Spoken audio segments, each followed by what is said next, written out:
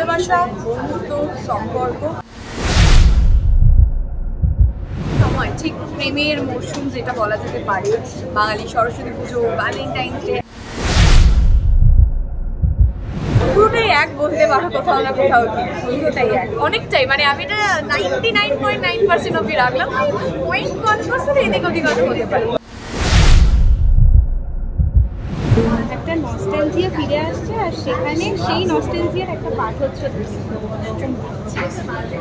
খুবই ভালো লাগছে, কারণ অপরসঙ্গী বলতেই সবার আগে মনে পড়ে আমার কথা।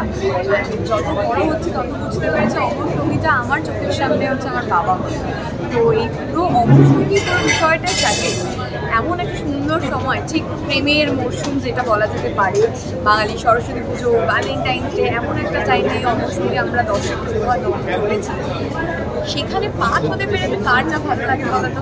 সরস্বতী পুজো, ভ্যালেন্টাইন্স ডে সময় আমরা বাঙালি যারা অডিয়েন্স, আমরা ভীষণ রকম মুভি দেখতে ভালোবাসি। সেটা যদি প্রেমের গল্প হয়, বন্ধুত্বের গল্প হয়, আমাদের মনে হয় ইন্টারেস্টটা আরও বেশি থাকে। তো এই বছর আমি স্ক্রিনের অপোজিট সাইডে থাকবো, দর্শকরা আমাকে দেখতে পাবে। তো আমি ভীষণ রকম এক্সাইটেড অ্যান্ড হ্যাপি এই বিষয়টা নিয়ে।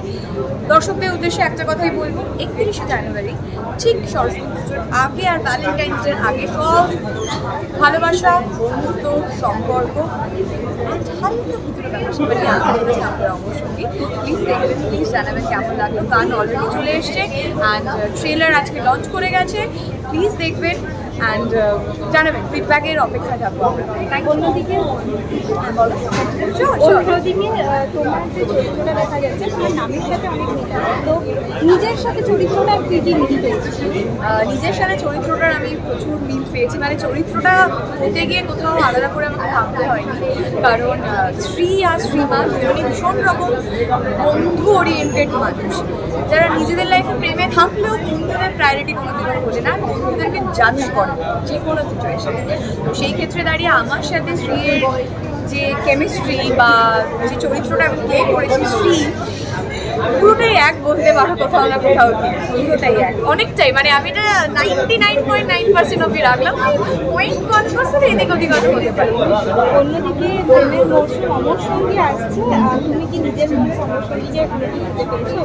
আমি এই মোমেন্টে অমর সঙ্গী বলতে আমি ভাবতে চাই আমার কাজকে, তাই আমি আমার অমর সঙ্গীকে খুঁজে পেয়ে গেছি। ডেকেড অলরেডি 10 বছর হয়ে গেল।